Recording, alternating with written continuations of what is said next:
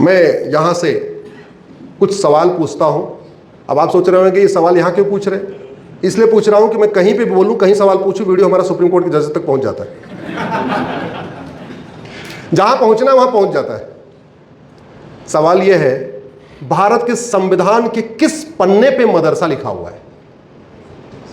मैं भारत के सभी कॉन्स्टिट्यूशनल एक्सपर्ट, सभी सिटिंग जज, सभी रिटायर्ड जजेस से पूछता हूं कि भारत के संविधान में मदरसा शब्द कहां लिखा हुआ है? अब ज्यादातर लोग कहेंगे जी आर्टिकल 30 में लिखा हुआ है। तो आर्टिकल 30 खोल के देख लो। आर्टिकल 30 में लिखा हुआ है कि भारत में सभी लोगों को एजुकेशन इंस्टीट्यूशन खोलने का अधिकार है। मदरसा एजुकेशन इंस्टीट्यूशन नहीं होता, मदरसा दीनी तालीम सेंटर है। जो एजुकेशन इंस्टीट्यूशन खोलने के लिए परमिशन दिया है वो सेकुलर एजुकेशन इंस्टीट्यूशन खोलने के लिए परमिशन दिया है, मजहब को प्रमोट करने के लिए मदरसा खोलने की परमिशन नहीं दिया। इसलिए संविधान में अगर किसी आर्टिकल में कंफ्यूजन हो तो संविधान निर्माताओं ने कहा इसका इंटरप्रिटेशन करना है आगे पीछे पढ़ के। तो आर्टिकल 30 में जब स्कूल एजुकेशन इंस्टीट्यूशन खोलने की परमिशन दिया, उसके पहले ही आर्टिकल 27 में लिख दिया कि मजहब को प्रमोट करने के लिए, रिलीजन को प्रमोट करने के लिए सरकार 1 रुपए खर्च नहीं करेगी। अब आप मुझे बताओ, मदरसे में मजहब प्रमोट होता है या ह्यूमैनिटी? जोर से बोलिए जरा। मदरसे में भारत की संस्कृति, भारतीय परंपरा, भारतीय दर्शन, भारतीय ज्ञान विज्ञान को प्रमोट किया जाता है या विदेशी परंपरा, विदेशी रीतियां, विदेशी प्रथाएं और विदेशी वेशभूषा को प्रमोट किया जाता है? जोर से बोलिए। यह संविधान अरब दुबई के लिए बना है या भारत के लिए बना है? तो संविधान की व्याख्या करते समय भारत के कंटेस्ट में इसको पढ़ेंगे, अरब दुबई कुवैत बहरीन के कंटेस्ट में पढ़ेंगे? लेकिन हमारे सुप्रीम कोर्ट के जजों ने, हाई कोर्ट के जजों ने यह गलती किया है, ब्लंडर किया। मुझे नहीं लगता कि उन्होंने जानबूझ के किया, मुझे लगता है उन्होंने अनजाने में किया, क्योंकि उनकी पढ़ाई मिशनरी स्कूलों की थी। उनके बाप दादा बैरिस्टर हुआ करते थे अंग्रेजों के जमाने में, वो मिशनरी स्कूलों में पढ़े। मिशनरी स्कूलों में धर्म और रिलीजन का अंतर बताया नहीं जाता, और वो भी खुद भी मिशनरी स्कूल में पढ़े, उसके बाद जज हो गए, ये गलती होकर बैठे। कभी उन्होंने ठीक से पढ़ाई नहीं। और संविधान निर्माताओं ने फिर आर्टिकल 28 में कहा किसी भी गवर्नमेंट के द्वारा फंडेड या गवर्नमेंट के द्वारा मान्यता प्राप्त स्कूल में कोई रिलीजियस टीचिंग नहीं होगी। ये मेरे हाथ में संविधान है, कोई उठा के पढ़ ले। आर्टिकल 27 कहता है रिलीजन को प्रमोट करने के लिए 1 रुपए खर्च नहीं करना, मदरसे में रिलीजन प्रमोट होता है। आर्टिकल 28 कहता है किसी भी सरकार के द्वारा मान्यता प्राप्त स्कूल में कोई रिलीजियस टीचिंग नहीं होगी, और मदरसों में रिलीजियस टीचिंग होती है। मदरसों में वसुधैव कुटुंबकम नारीतु नारायणी सर्वमंगल मांगल्ये सर्वे भवन सुखिनः नहीं सिखाया जाता, शुद्ध रूप से रिलीजियस टीचिंग होती है। और आर्टिकल 20 कहता है रिलीजियस टीचिंग नहीं करना, और हमारे ओट जीवी नोट जीवी नेताओं ने मदरसा बोर्ड बना दिया, मदरसों की डिग्री को मान्यता दे दिया। मदरसे की डिग्री लेकर लोग सरकारी नौकरियों में जा रहे हैं। ये संविधान के साथ धोखा हुआ कि नहीं? जोर से बोलिए जरा। ये गद्दारी हुई कि नहीं? ये देशद्रोह हुआ कि नहीं? हुआ। लेकिन जब जागो तभी सवेरा। अब पकड़ लो एकदम अपने, किसको पकड़ना है? जोर से बोलिए जरा। हाँ, सांसद को पकड़ना है, उनको कहना है काम करो, नहीं समझ में आ रहा, हमारे सामने 5 मिनट का वीडियो सुन लो आप, और क्या कहते हो आप बताओ। उनको झकझोरना पड़ेगा, नहीं तो ये वोट नोट के चक्कर में भारत को बर्बाद करके चले जाएंगे। भारत का संविधान न मदरसा खोलने की इजाजत देता है, न वक्फ बोर्ड बनाने की इजाजत देता है। भारत के संविधान में WAQF नाम का शब्द ही नहीं है। वक्फ बोर्ड, वक्फ ट्रिब्यूनल तो बाद की बात है, WAQF नाम का शब्द ही नहीं है। मैंने 1 साल तक लगातार संविधान को अलग अलग तरीके से इंटरप्रिटेशन किया, तब जाके 2020 में PIL फाइल किया। मुझे भी डर था कि मैं इतने दिन बाद PIL फाइल करने जा रहा हूं। अंग्रेजों के जमाने से वक्फ बोर्ड चल रहा है, जज साहब पता नहीं क्या क्या सवाल पूछेंगे। जज साहब जितने सवाल पूछ सकते थे सारे सवाल मैंने तैयार करके रखे थे, उसके सबके उत्तर तैयार कर रखे थे। भारत के संविधान के में काम का बंटवारा है।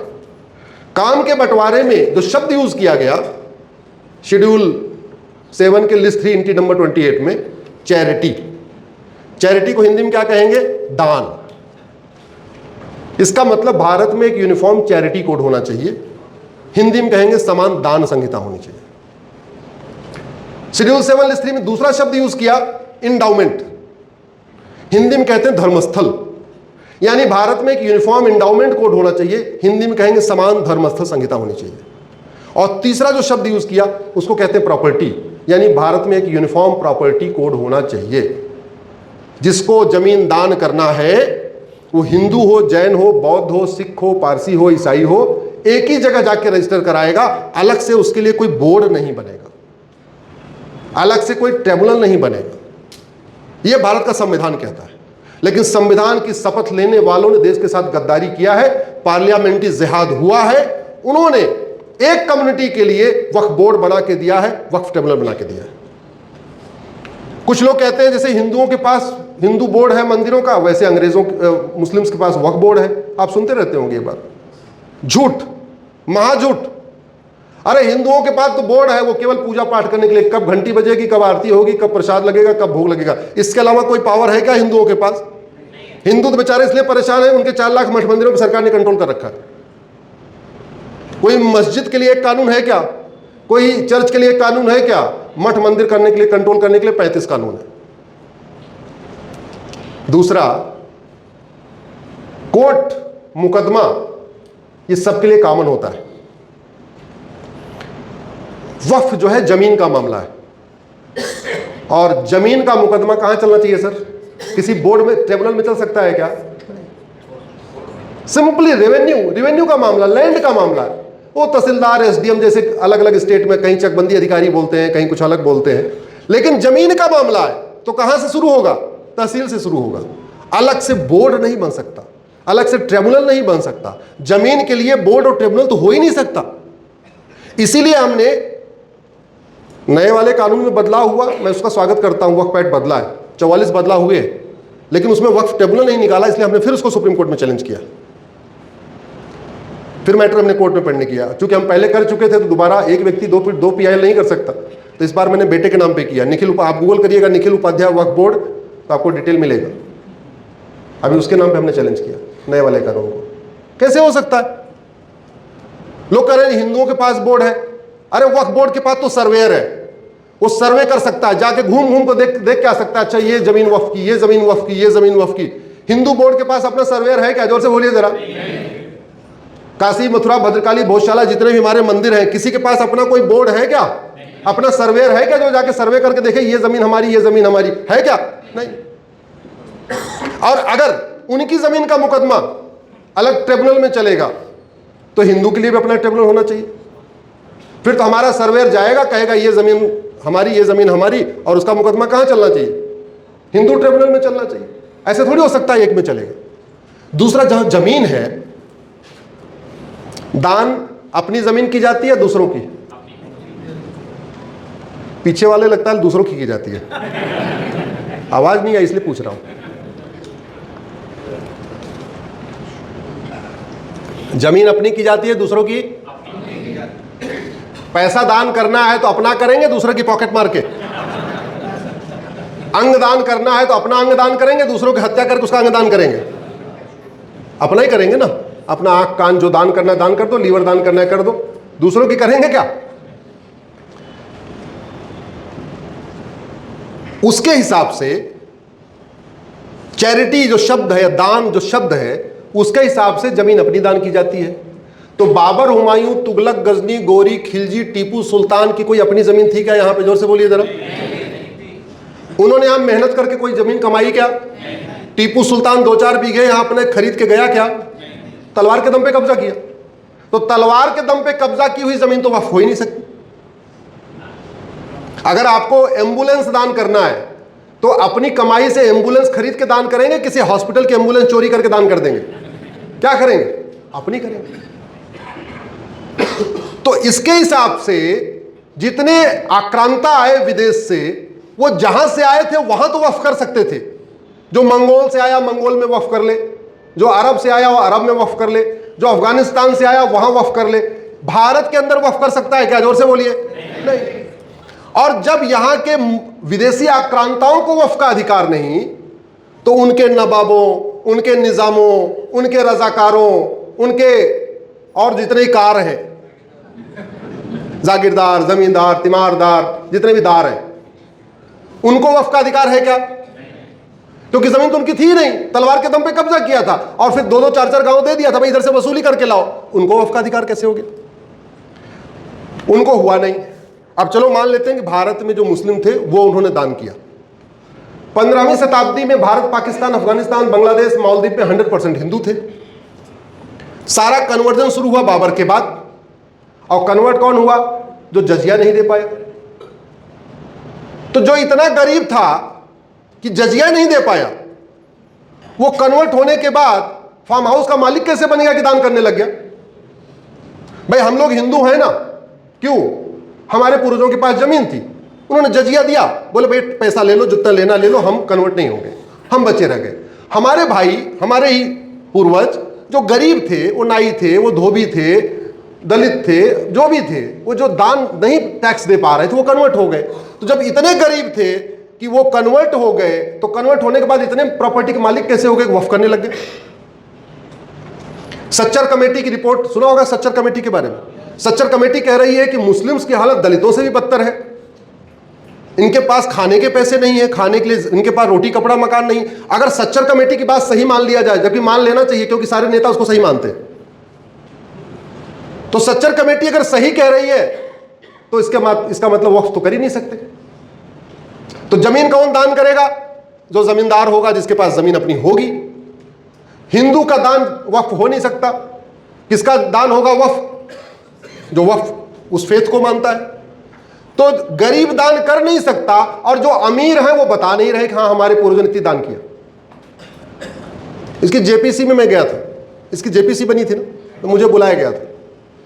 हमें इसलिए बुलाया गया था कि मेरी पिटीशन थी। मैंने वहां एक ही बात पूछी थी, साहब ये बताओ, इस जेपीसी में कई और भी मेंबर थे, नाम नहीं लूंगा, आपको समझ में आ रहा होगा। एक हैदराबाद के थे, बाकी और भी लोग थे।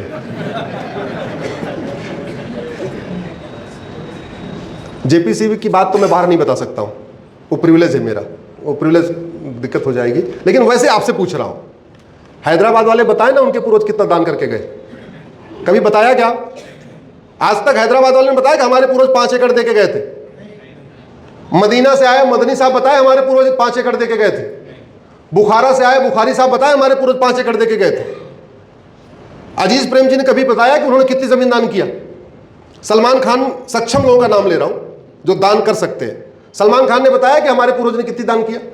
सैफ अली खान ने बताया। सैफ अली तो नवाब थे, नवाब के बेटे, नवाब पटौदी के बेटे, वो तो 10-20 एकड़ वक्फ कर सकते थे। किया क्या?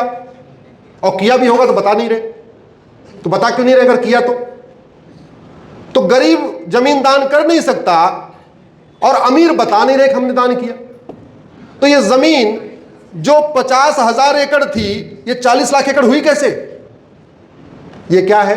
ये नदियों की जमीन है, ये पहाड़ों की जमीन है, ये खेल का मैदान है, ये ऊसर जमीन है, ये जो बंजर जमीन है, ये ग्राम समाज की जमीन है, जहां शादी विवाह की रुकने के लिए जमीन छोड़ी जाती है। इधर क्या बोलते हैं मुझे को नहीं पता, हाँ वो जमीन है, ये गोचर जमीन है। सारी की सारी जमीनों पे कब्जा करते चले गए, कब्जा करते चले गए। और बेशर्मी देखिए कि जो 50,000 एकड़ जमीन मुगलों के समय में जिन्ना के कानून से हुई थी, पहले तो उसकी ऑडिट कराना चाहिए था, कागज दिखाओ। और चलो वो 50,000 मान लेते हैं कि कागज नहीं है। वैसे कागज क्यों नहीं है? हम लोग अयोध्या का केस लड़े, कागज दिखा के लड़े ना। हम लोग मथुरा का केस लड़ रहे, कागज दिखा रहे ना। हम भद्रकाली का केस लड़ रहे हैं, भोजशाला का केस लड़ रहे हैं, अटाला का केस लड़ रहे हैं, जितने भी मंदिरों का केस लड़ रहे हैं, केवल आस्था के दम पे नहीं लड़ रहे, कागज दिखा के लड़ रहे, कोर्ट में लड़ रहे। तो वो लोग कागज क्यों नहीं दिखा सकते? कायदे से तो जब देश आजाद हुआ उसी समय ये कहना था भैया 99 ईयर की लीज पूरी हो चुकी है, प्लीज छोड़ दो। और दूसरे वालों से कहना था अगर वक्फ है तो कागज दिखा दो, नहीं तो तुम्हारी जमीन सरकार की।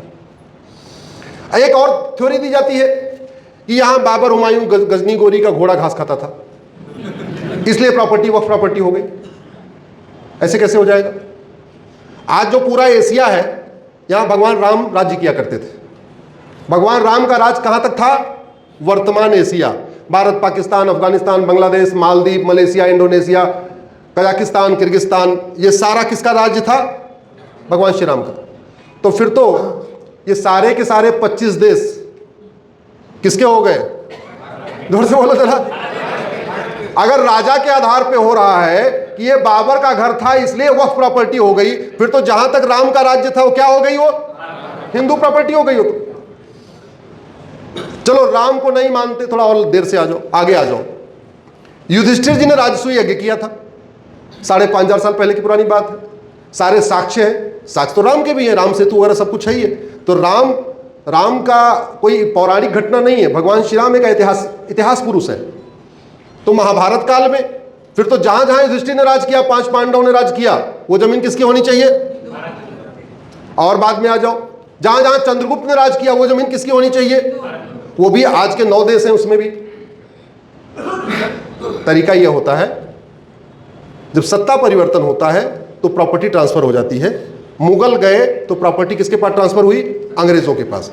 अंग्रेज गए तो प्रॉपर्टी किसको ट्रांसफर हो गई? भारत के राष्ट्रपति को। राष्ट्रपति को प्रमुख माना जाता है, तो सारी प्रॉपर्टी राष्ट्रपति की हो गई, यानी भारत की हो गई, आम जनता की हो गई, पब्लिक प्रॉपर्टी हो गई। लेकिन धोखा कैसे किया? नहीं,